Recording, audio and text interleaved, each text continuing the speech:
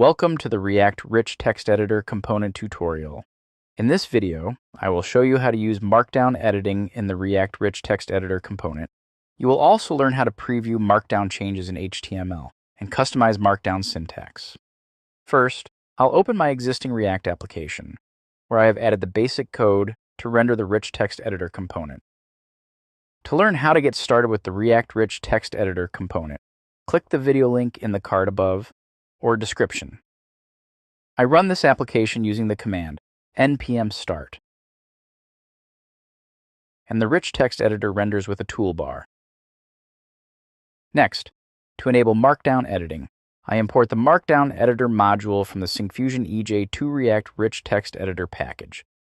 Then, I set the editorMode property to Markdown in the component tag, which switches the editor to Markdown input mode.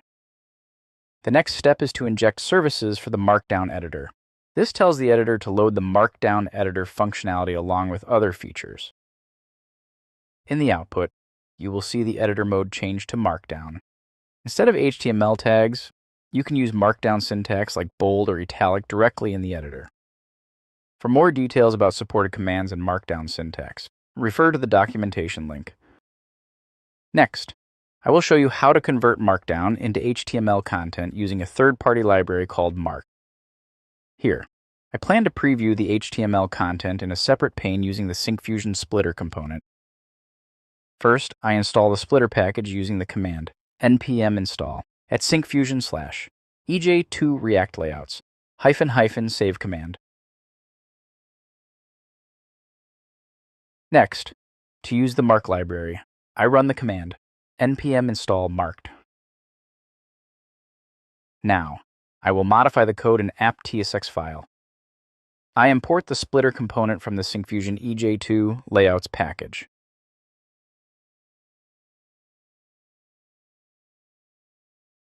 To create a resizable split view, I also import panes directive and pane directive from Syncfusion's layouts package.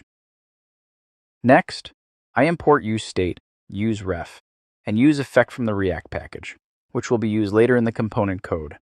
Lastly, I import the Mark library to convert Markdown to HTML. Now, instead of using a let value, which is a simple variable storing the sample Markdown text, and will not be dynamically updated when the text is changed, I replace it with a constant using React's useState hook called MarkdownValue, and set MarkdownValue.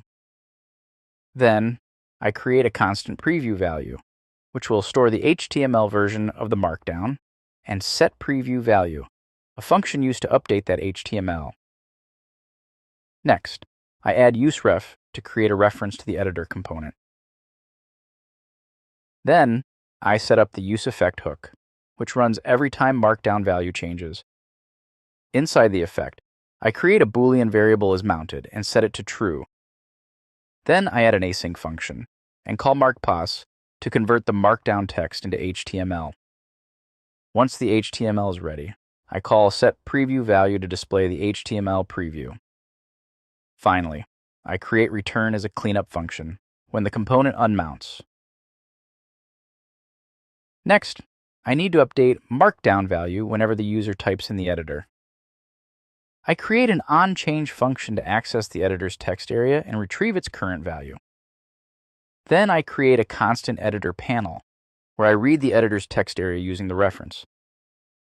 Also, I set a condition to return the value if there is no change in editor. Finally, I call setMarkdownValue to update the state. This ensures the Markdown editor and the preview pane stay perfectly in sync.